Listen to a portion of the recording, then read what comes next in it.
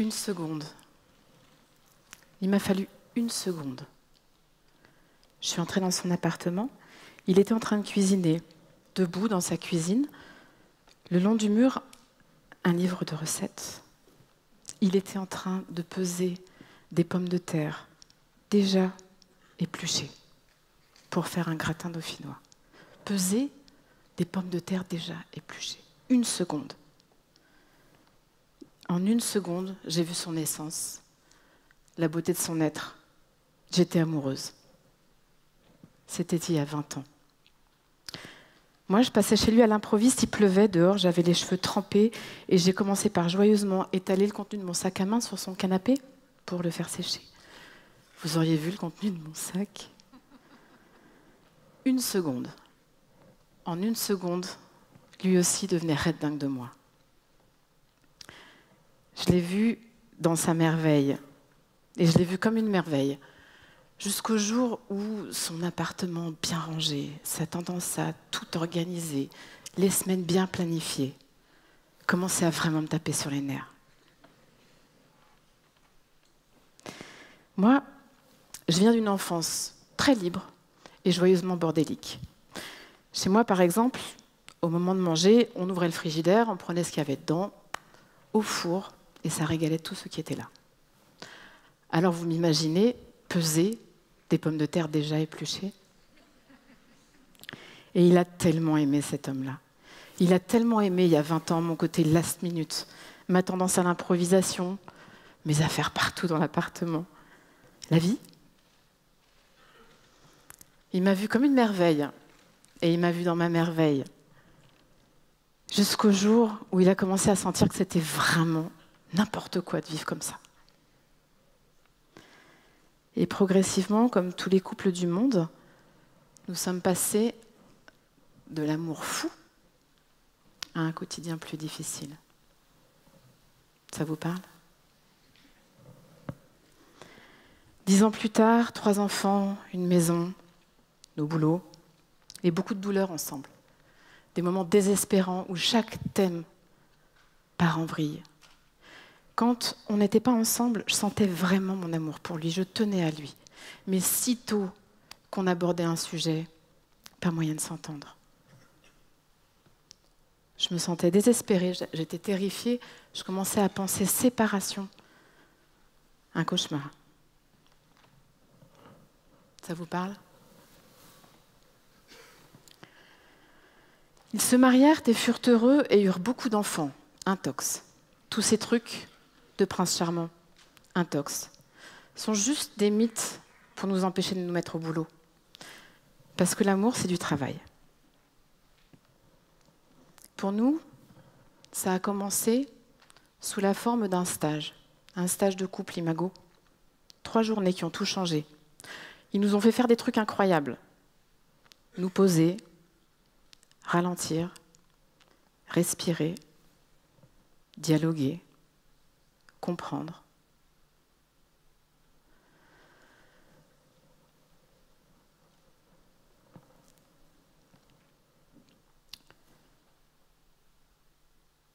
Ces 3 jours ont tout changé. Nous avons là compris que nous avions fait le recrutement parfait pour redevenir vivants. C'est romantique de parler de recrutement en amour. Et pourtant, un recrutement fondamental. Parce que nous sommes nés des merveilles. Nous sommes nés des merveilles riches de plein de potentiel. Et puis, nous avons fait un voyage. Mais regardez les bébés. Capacité à se mettre en lien ou à être dans notre bulle. Ténacité, tendresse, sensualité, curiosité, créativité, joie, et j'en passe. Nous sommes nés de véritables merveilles. Et puis nous avons fait un voyage. Nous avons fait un voyage dans une famille, nous avons fait un voyage dans une communauté, nous avons fait un voyage dans un monde qui nous a passé des messages et qui nous a fait des psychiatrices. Alors ma langue n'a pas fourché là. Psychiatrice, 2 points, bleu à l'âme. Cicatrice psychique. Alors au cours de ce voyage, nous avons placé des parties de nous, des parties de notre vitalité, des parties de notre liberté d'être, des parties de notre joie, dans un congélateur. Et c'est comme ça que nous arrivons dans la vie des merveilles, en partie congelées. Théorie du congélateur, 2 points. Bon, vous voyez un congélateur? Pas celui-là. Il existe une autre sorte de congélateur, beaucoup plus important. Celui dans lequel nous avons mis des parties de nous. Il y a pu y avoir des deuils, de l'abus, de la maltraitance.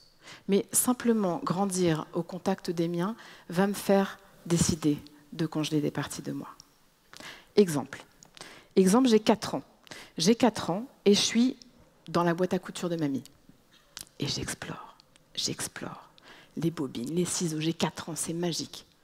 Quand mamie revient, je comprends immédiatement. Sa mine, le ton de sa voix, quelque chose ne va pas avec moi.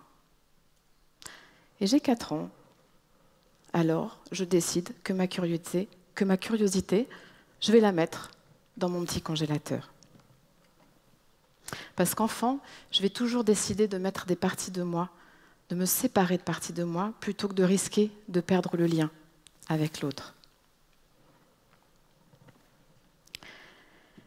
Et puis en tant qu'enfant aussi, je vais faire des photos. Je vais faire comme des photos du dedans de mon petit monde. J'ai mon petit album photo perso, des traits de caractère positifs et négatifs des gens qui se sont occupés de moi. Et vous savez ce que je vais faire arriver dans la vie adulte? Eh bien, je vais tomber amoureuse de quelqu'un qui ressemble aux photos de mon album. C'est comme ça qu'en couple, on est câblé pour se mettre dans tous nos états. Pour le meilleur et pour le pire. Alors je récapitule. Quand je tombe amoureuse, quand je tombe amoureux, 1, j'ai vu la merveille. Je sais la merveille que tu es. 2, je suis très vivante. Moi, je suis restée vraiment vivante, là où toi, tu t'es beaucoup congelée. C'est là qu'on dit que les opposés s'attirent. 3, j'ai le super pouvoir de te mettre dans tous tes états. Eh ouais, je suis dans ton album photo. Alors, sans relâche, comme j'ai vu la merveille, je sais la merveille, je vais aller toucher le nerf, te mettre en métamorphose, parce que je veux le grand toi. Je te veux entier. Et ça crise. L'intelligence amoureuse, c'est passer de « aïe, tu me fais mal » et alors je vais me défendre dans le lien. « Ah, aouh, je t'ai mis tellement près de mon cœur. Quand tu bouges, tu passes ta main sur mes bleus. C'est douloureux. J'ai besoin de ton aide. » Parce qu'en couple, il ne faut pas se tromper d'ennemi. Ce n'est pas l'autre mon ennemi. L'ennemi, c'est les bleus de mon enfance. C'est les bleus de nos enfances qui nous prennent en otage dans la relation.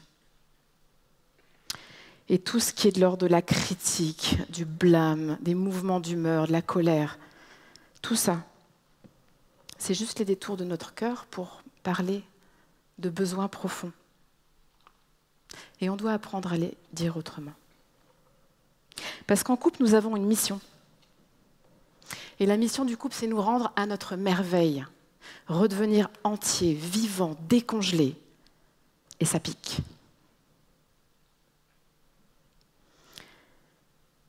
Vous savez, ces picotements des mains après la neige, on a vite fait de croire que c'est le froid qui fait mal. Non, le froid endort.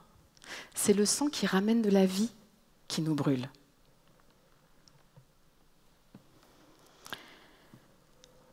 Alors on a pris rendez-vous.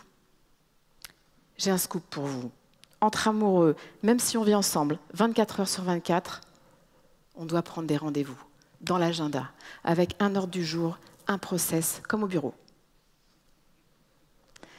C'est comme ça que, tous les deux, dans des dialogues, on a pu faire le voyage et accueillir un petit garçon de l'histoire de mon mari qui avait toujours dû ranger pour être aimé.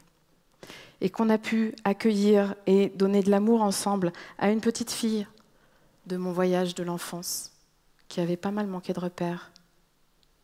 Et ces conflits récurrents sur le thème bazar, rangement, improvisation, planification, tous ces moments où on s'était mis en dispute, tout ça s'est dissous.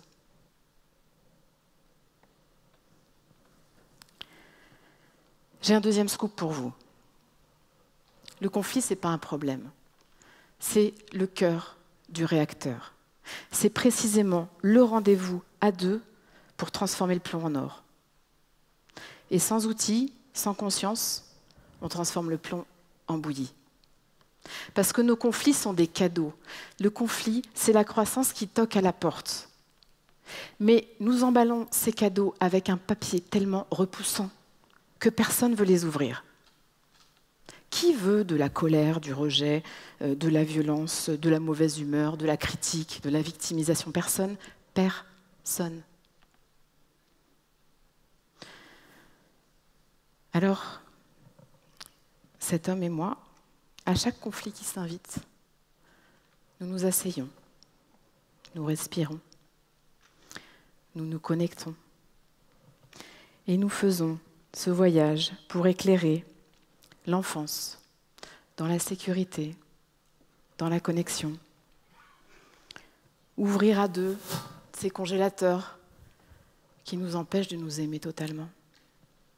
C'est comme une méditation relationnelle pour libérer en douceur les cris du dedans, les mettre à une autre place.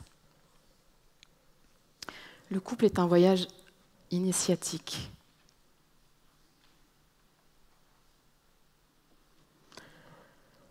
Mesdames, messieurs, attention. Le couple nous met en danger de vie. Alors vivons.